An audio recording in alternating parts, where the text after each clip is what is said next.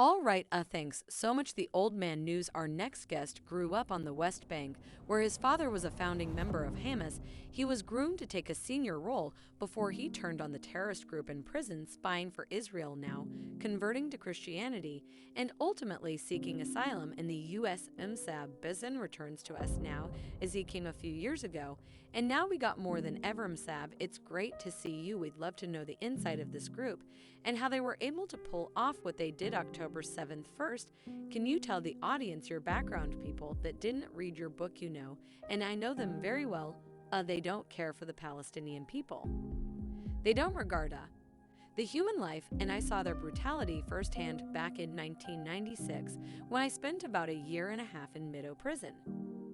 They killed so many Palestinian people at that time. And this is when I decided that I cannot be together with this movement. In fact, I asked myself, question, what if they become a ruling party at some point? What will they do if they succeed in destroying Israel and building their state? What will they do? They will kill our people, and this was the first question. That actually I had to be honest with myself. Even though Hamas gave me advantages, I was like a prince in that world, but I did not like them.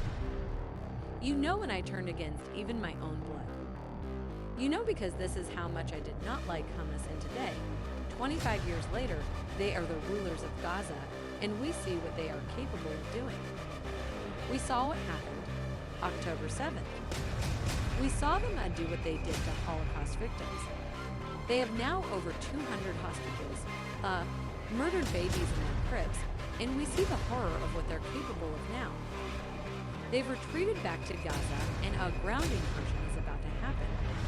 Would you recommend Israel do this, and what will they find when they go in? Okay, first of all, we need to evacuate civilians as much as we can.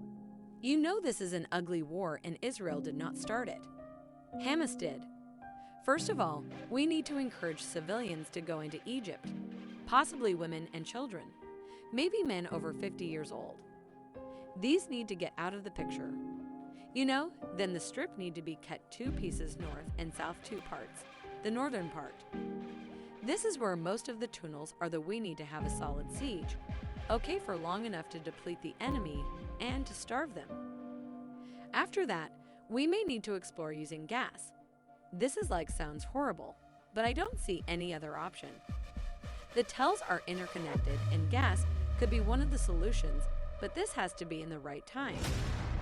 We cannot just rush into Gaza. There is no modern army that is prepared for this type of war, and most importantly, we need to get the civilians out of the picture.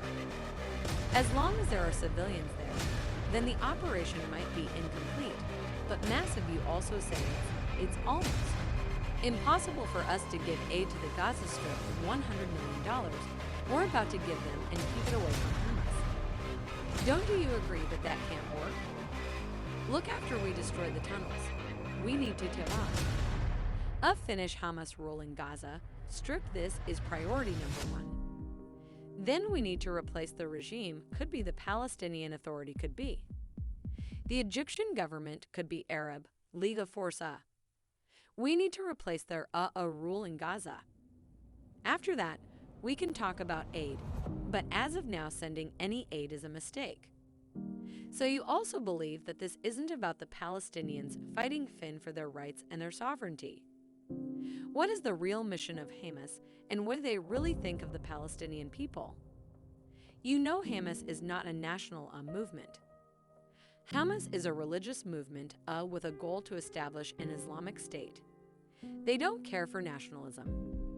Actually, they are against nationalism. With that said, my understanding that they are using the Palestinian cause only to achieve their goals, so the long-term goal, transforming the Middle East and the world into an Islamic state. This is Hamas agendas, and they are not hiding, by the way. So Hamas is serving foreign agendas. We're talking about Iran, and we're talking about Russia. Lately, Hamas serve those parties, and Iran pays them close to $1 billion annually. Iran is the real master in this picture.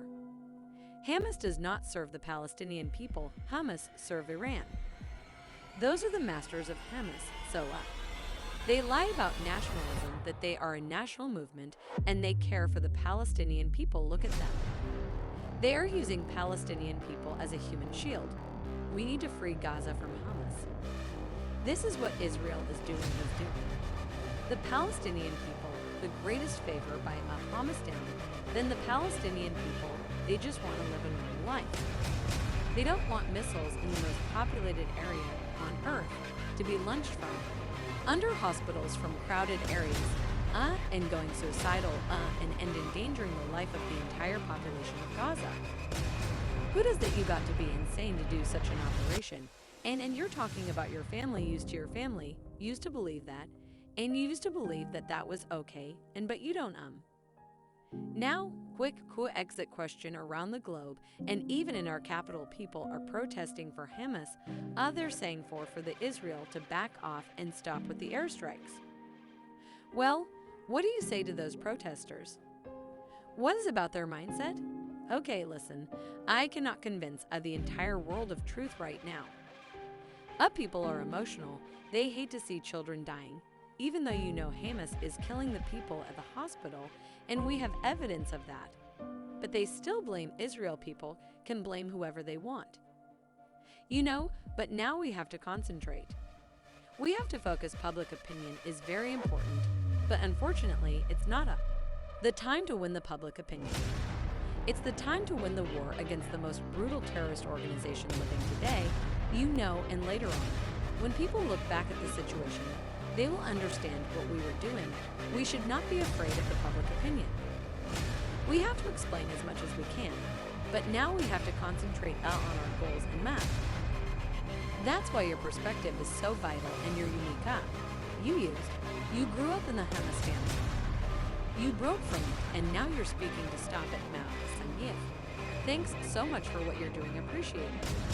Thank you.